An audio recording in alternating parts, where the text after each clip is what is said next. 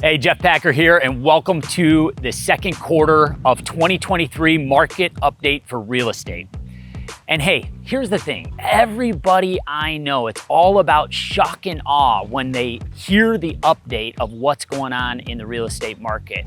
And here's what I can tell you, is everybody is surprised with rising interest rates that the market is still a seller's market. And so we need to dive into the numbers to explain why. There's two main factors that generally point to what everybody's looking for, and that's time and money. And so time and money, when we dive into the numbers, let's look at average sale price. So average sale price right now is up year over year 2.5%. That is up at an average sale price for our area of $318,000. And then when we look at time, well, the days on market is actually up as well, 6 days year over year, from 21 days last June to 27 days as we are right now. However, that's down from the first quarter numbers, which was 33 days on market. And so when we look at everything as a whole, why is the market still behaving the way it is? Well, let's look at the supply side of the equation first. So when we look at the supply side, the available homes for sale is down 21% year over year. That's crazy. And the amount of homes that have closed is down 15% year over year.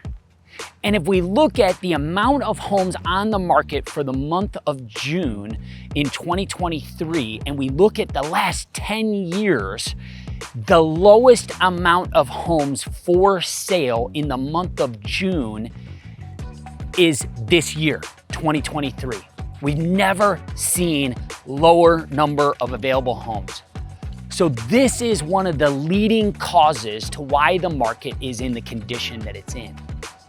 So then let's look at the demand side of the equation. So demand side, for the sake of ease, the easiest way for us to look at that is look at showings per listing.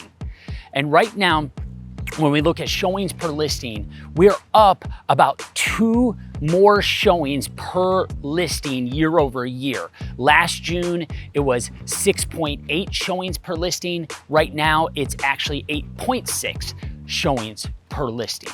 And so what does that tell us about what's going on even with the rising interest rates? Well, it tells us that buyers are getting more comfortable with the interest rates being higher. And if they're getting more comfortable with it, they're realizing, hey, the interest rates now have been at this higher level for about a year, little bit like a year and 3 or 4 months.